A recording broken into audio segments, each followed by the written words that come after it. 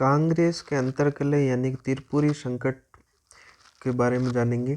कांग्रेस का 1938 का वार्षिक अधिवेशन हरिपुरा गुजरात में हुआ, जिसमें सुभाष चंद्र बोस अध्यक्ष बने और 2 प्रस्ताव पास किए इन्होंने। देशी रियासतों में प्रजा मंडलों की स्थापना और भारत के भावी विकास हेतु जवाहरलाल नेहरू के नेतृत्व में योजना समिति की स्थापना।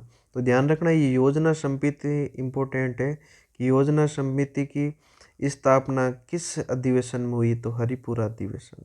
और प्रजा मंडलों के देशी रियासतों में प्रजा मंडलों की स्थापना की बात किस अधिवेशन में, ये दोनों प्रस्ताव हरिपुरा अधिवेशन में हुआ।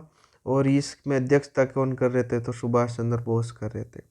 1939 का कांग्रेस का त्रिपुरी अधिवेशन हुआ, जिसमें गांधी जी ने पट्टाभी सीतारमैया को अध्यक्ष बनाने के लिए अपना उम्मीदवार बनाया, लेकिन इसमें सुभाष चंद्र बोस अध्यक्ष बनने में सफलता प्राप्त की और इसे गांधी जी ने अपनी हार बताया और अधिवेशन छोड़कर कांग्रेस से बड़ा संगठन बनाने की धमकी दी। अतः कांग्रेस कार्य समिति ने सुभाष चंद्र का सहयोग करने से इनकार किया और सुभाष चंद्र बोस ने त्यागपत्र दिया। इसके बाद में फिर वापस डॉक्टर राजेंद्र प्रसाद का कांग्रेस का अध्यक्ष बनाया गया और सुभाष चंद्र बोस 3 वर्ष के लिए कांग्रेस से निष्कासित किए गए। इस प्रकार अब सुभाष चंद्र बोस को हम व्यक्तित्व देखेंगे कि इनका जन्म 23 जनवरी 1897 को कटक उड़ीसा में, पिता जानकी दास जो वकील थे, माता प्रभावती के यहाँ हुआ। कलकत्ता से इन्होंने उच्च शिक्षा प्राप्त कर लंदन गए और ICS परीक्षा पास की इन्होंने। गांधी जी के असहयोग आंदोलन के समय ICS का पद छोड़ा और कलकत्ता नेशनल कॉलेज के प्रिंसिपल बने। 1921 में गांधी जी से मिले CR दास को राजनीतिक गुरु बनाया। नवंबर 1921 में प्रिंस ऑफ वेल की भारत यात्रा का विरोध किया इन्होंने। 10 दिसंबर 1921 को प्रथम बार ये जेल गए। सविनय अवज्ञा आंदोलन में भाग लिया। 1938 और 1939 में कांग्रेस के अध्यक्ष बने और 1939 में जब इनको निष्कासित कर दिया, इन्होंने अध्यक्ष का पद त्याग करके फॉरवर्ड ब्लॉक की स्थापना की। तो इनका क्वेश्चन बनता है कि फॉरवर्ड ब्लॉक की स्थापना कब की, तो 1939 में की। फिर द्वितीय विश्व युद्ध को ये एक अवसर के रूप में देखा इन्होंने और इसी मुद्दे पर गांधी जी और नेहरू से इनका मतभेद हुआ था। कलकत्ता में इन्होंने अंग्रेज सरकार ने नज़रबंद किया इनको। यहाँ से ये 17 जनवरी 1941 को एक मौलवी का वेश में गायब हुए। फिर डाक एजेंट के रूप में पेशावर पहुँचे। पेशावर से जियाउद्दीन पठान के वेश में काबुल पहुँचे। इसके बाद एक इटालियन नागरिक ऑरलैंडो मैसोदा के पासपोर्ट पर ये मास्को पहुँचे। तो यहाँ पर इनका ये क्रम ध्यान रखना कि ये कहाँ से कब और किसके वेश में पहुँचे। लेकिन जब तक रूस इंग्लैंड के पक्ष में आ चुका था, अतः मास्को से ये बर्लिन पहुँचे। यहाँ हिटलर ने सुभाष को नेताजी की उपाधि दी। तो नेताजी की उपाधि किसने दी, हिटलर ने दी। यहीं बर्लिन में फ्री इंडिया सेंटर की स्थापना की। तो फ्री इंडिया सेंटर की स्थापना कहाँ की, बर्लिन में की। तो ये ध्यान रखना। फरवरी 1943 में जर्मन यू बोट पनडुब्बी में बैठकर आबिद हुसैन के साथ ही टोक्यो पहुँचे। इससे पूर्व यहाँ पर मलाया में जापान द्वारा गिरफ्तार भारतीय सैनिकों एवं उनके सेनापति कैप्टन मोहन सिंह ने जापानी सेनापति फुजिओरो की प्रेरणा से दिसंबर 1941 को स्वतंत्र भारतीय फौज की स्थापना की थी। साथ ही जापान में रह रहे रास बिहारी बोस ने मार्च 1942 में टोक्यो में इंडियन इंडिपेंडेंस लीग की स्थापना की। तो यहाँ पर इनके ध्यान रखना किसने किसकी स्थापना की, तो स्वतंत्र भारतीय फौज की स्थापना किसने की और इंडियन इंडिपेंडेंस लीग की स्थापना किसने की। फिर जापान ने सुभाष को सैन्य और हथियारों की सहायता देने का वादा किया। जून 1943 में रास बिहारी बोस ने स्वतंत्र भारतीय फौज का प्रधान सेनापति सुभाष को बनाया।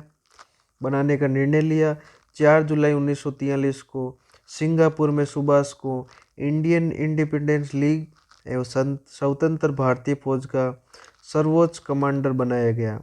सुभाष ने फौज का नाम बदलकर आज़ाद हिंद फौज किया। सिंगापुर में सुभाष ने स्वतंत्र सरकार बनाई जिसमें हरीश चंद्र चटर्जी वित्त मंत्री और लक्ष्मी स्वामीनाथन महिला मंत्री बनाए गए। यहीं सुभाष ने सेना की 3 ब्रिगेड बनाई, सुभाष ब्रिगेड, गांधी ब्रिगेड और नेहरू ब्रिगेड। एक महिला टुकड़ी जिसमें झांसी रानी लक्ष्मीबाई भी के नाम से बनाई गई। सिंगापुर में सुभाष ने जय हिंद और दिल्ली चलो का नारा दिया और एक नारा तुम मुझे खून दो हम तुम्हें आज़ादी देंगे का नारा दिया। जापान और जर्मनी ने मान्यता दी।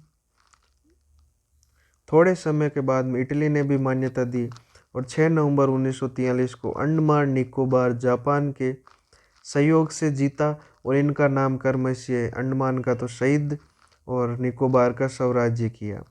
पोर्ट ब्लेयर रेडियो से 6 जुलाई 1944 को अपने संबोधन में स्वतंत्रता के अंतिम युद्ध में गांधी जी से आशीर्वाद मांगते हुए इन्होंने इन्हें राष्ट्रपिता और बापू कहा। इनके बाद इसे अस्थायी सरकार का मुख्यालय रेंगून किया।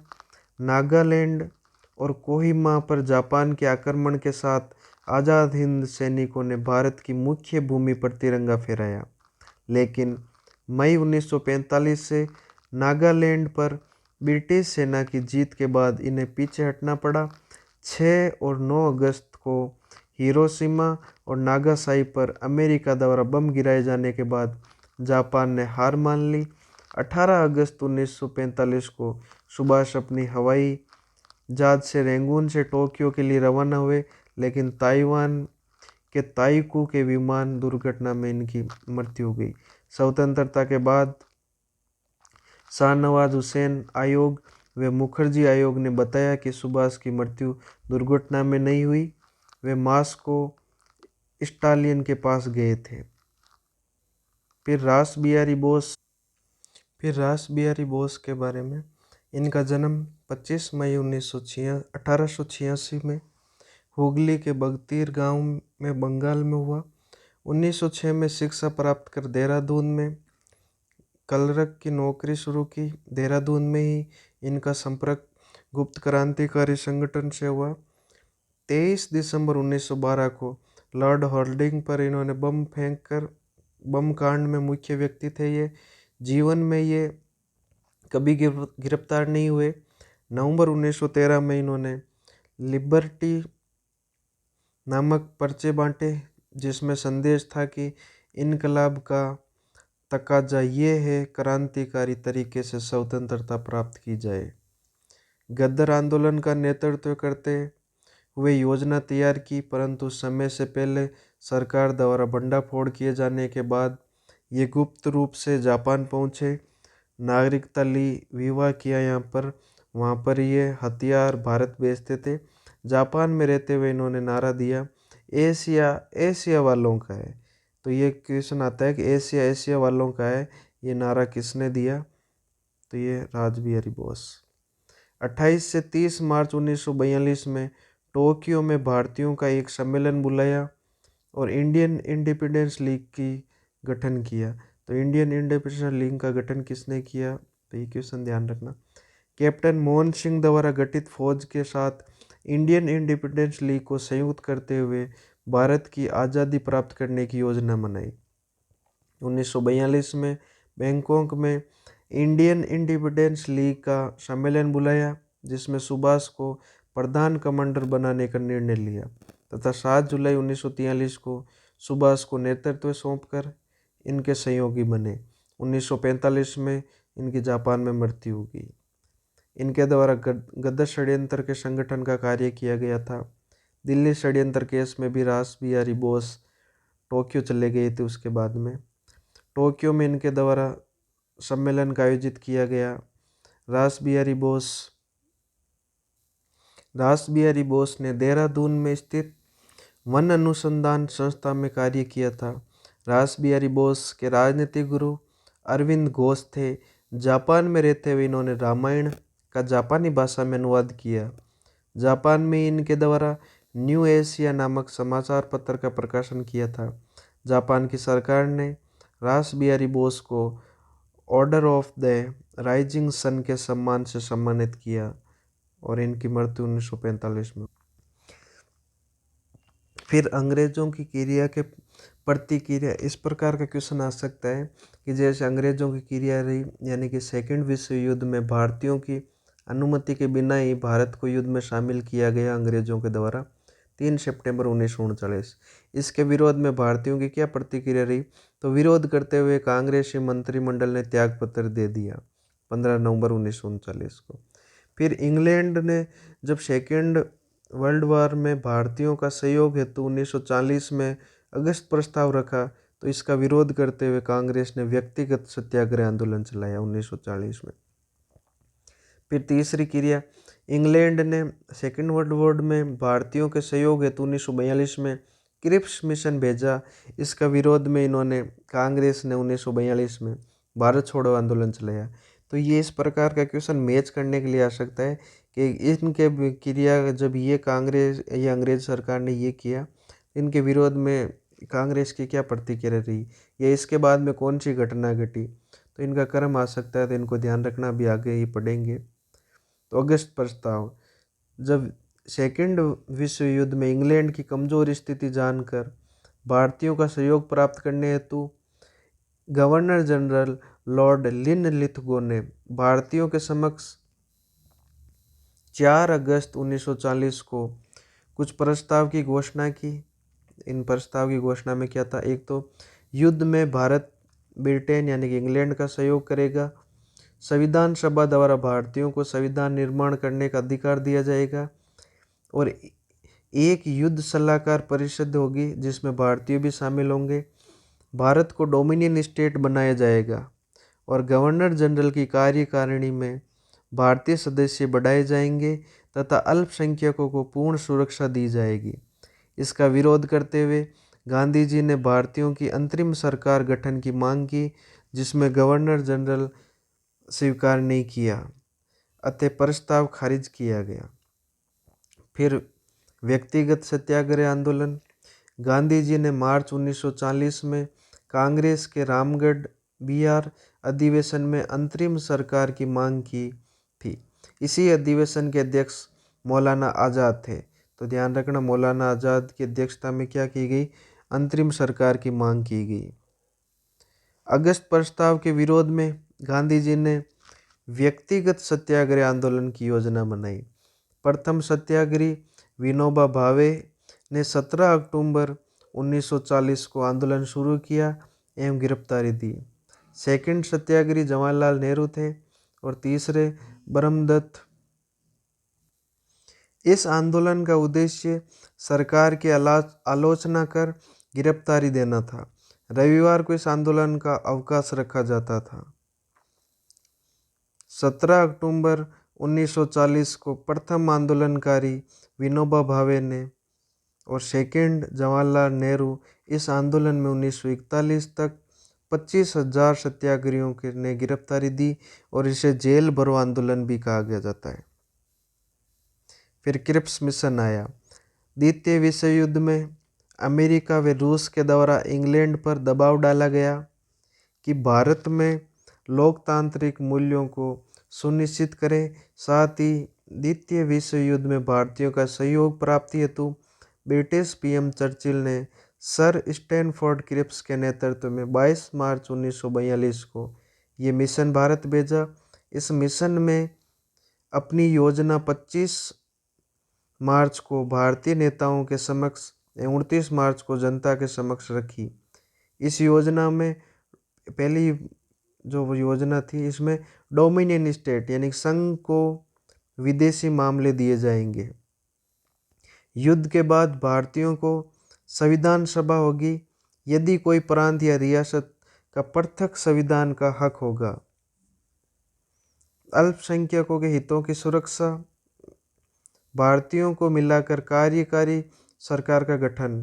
क्रिप्स मिशन का गांधी जी सहित सभी दलों ने विरोध किया। गांधी जी ने कहा ये पोस्ट डेटेड चेक यानी उत्तर दिनांक भुगतान का पत्र है। जवाहरलाल नेहरू ने इसे दिवालिया बैंक शब्द जोड़ा। मुस्लिम लीग ने पाकिस्तान की मांग नहीं माने जाने के कारण इसका विरोध किया।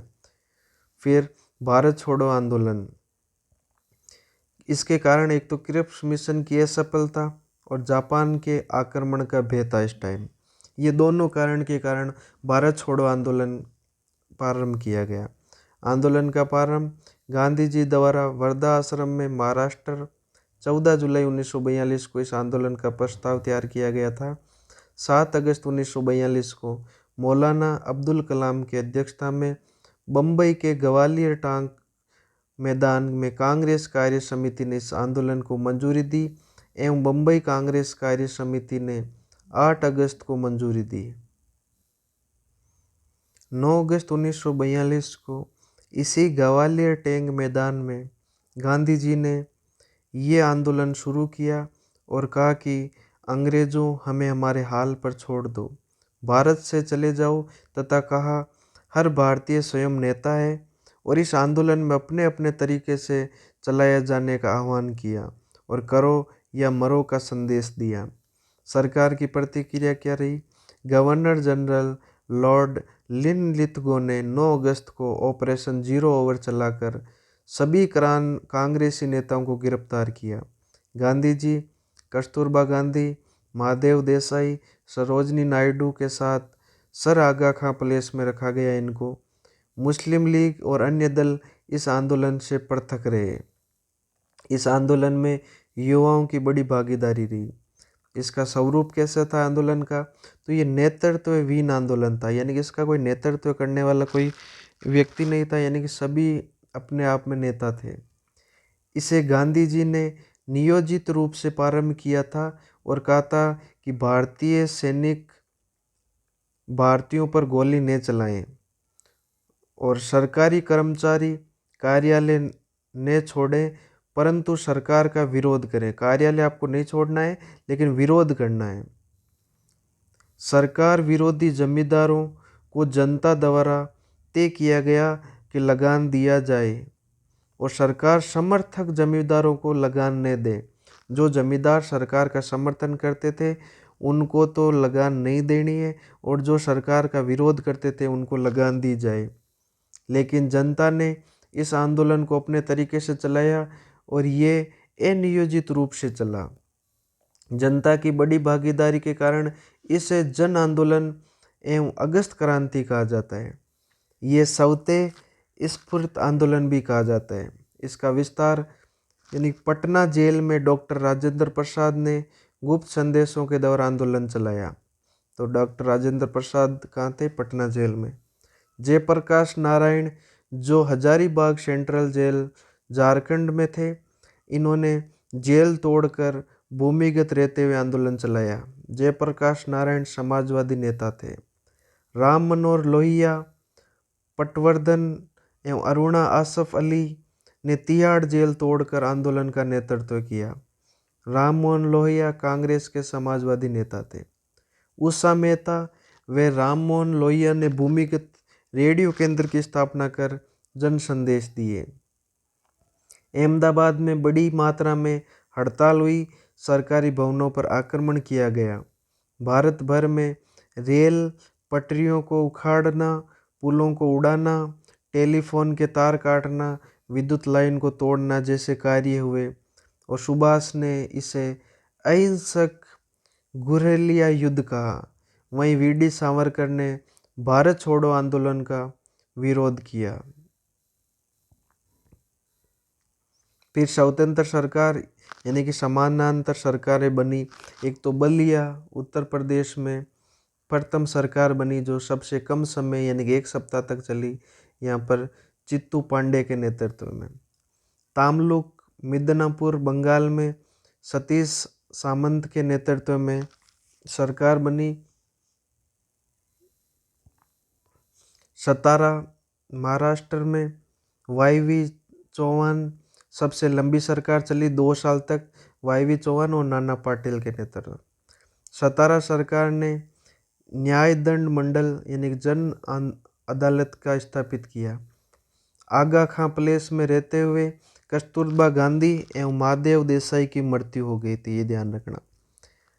10 फरवरी 1943 को गांधी जी ने जेल में स्वतंत्रता प्राप्ति के लिए आमरण अनशन किया और 21वें दिन भोजन करते हुए कहा कि मेरे देश को भी मेरी ज़रूरत है। इन्होंने पहले आमरण अनशन किया था और भूख हड़ताल की थी, लेकिन 21वें दिन भोजन करते हुए इन्होंने कहा कि अभी तो मेरे देश को मेरी ज़रूरत है।